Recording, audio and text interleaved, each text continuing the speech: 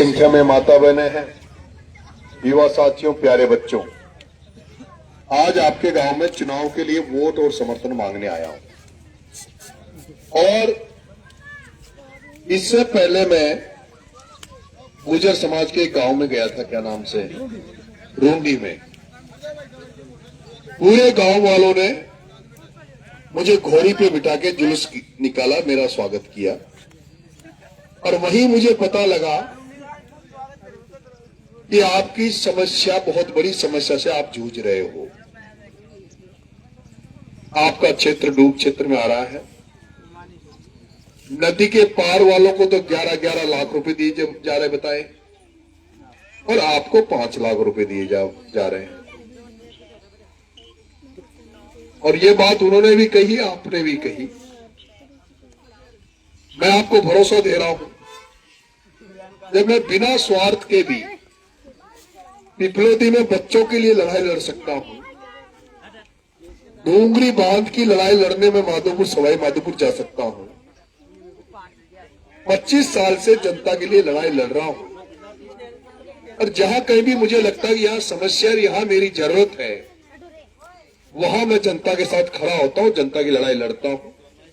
और यही कारण है कि मैं कभी भी आपके इस गांव में कभी भी मैं नहीं आया, लेकिन फिर भी आपने जैसे सोशल मीडिया पे देख के, मोबाइल पे देख के, मेरी बातों को मोबाइल पे सुन के, आप इतनी बड़ी संख्या में मुझे आशीर्वाद देने आए हो। तो ये जो मेरे पिछले कर्म थे, वो कामों को देखकर आपको ये भरोसा है कि ये लड़का अगर कुछ बन गया तो इसको, ये हमारी मदद करेगा। इसी कारण से आप मेरे पास आशीर्वाद देने आए हो। मैं आपको ये भरोसा दे रहा हूं,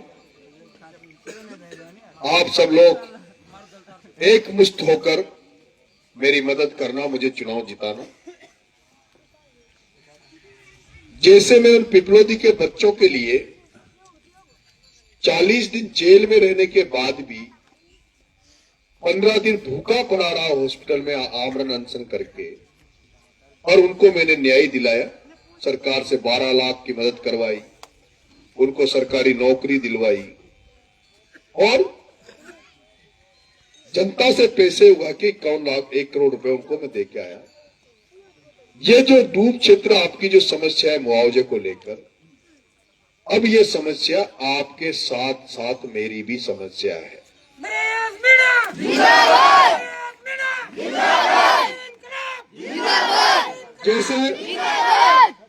जैसे आज आप चिंतित हो इस समस्या को लेकर, नरेश मीणा के लिए भी वो उतना ही चिंता का विषय रहेगा। और एमएलए बनने के बाद तुम्हारी लड़ाई, तुम्हारे साथ शामिल होकर पूरी दमदारी से नरेश मीणा तुम्हारी लड़ाई लड़ेगा। जैसे नदी के पार वालों को पैसा मिला है, उतना ही पैसा तुम्हें भी मिलना चाहिए। ये लड़ाई में सरकार से लड़ूंगा, पूरी ताकत से लड़ूंगा।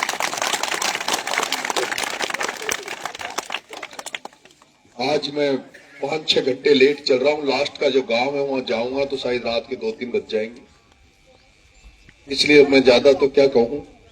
लेकिन यहाँ गरीबों का, किसानों का कोई नेता नहीं है, सब बड़े आदमियों के नेता है। और मैंने तो पूरी जीवन में गरीबों के लिए, किसानों के लिए काम किया है। अभी आपकी सारी फसलें चौपट हो गई, सोयाबीन खत्म, उड़द खत्म, धान खत्म, सब खत्म हो गया, लेकिन फसल बीमा का कोई पैसा नहीं मिल रहा।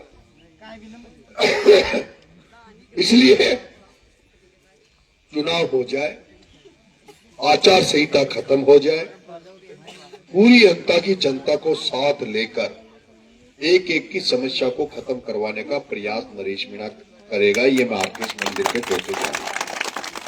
अब मेरी मदद करोगे सारे लोग? हाथ खड़े करो, सारे लोग मदद करोगे। और गुजर बाबाओं, आप मेरी हाजिरी यही मान लोगे, वहां चलना पड़ेगा क्योंकि लेट हो रहा है। नहीं मान लेगा ना तो सबको समझाना, कहाँ वोट कहाँ गलता है, गांव में गलता है, तो सारे मिलके।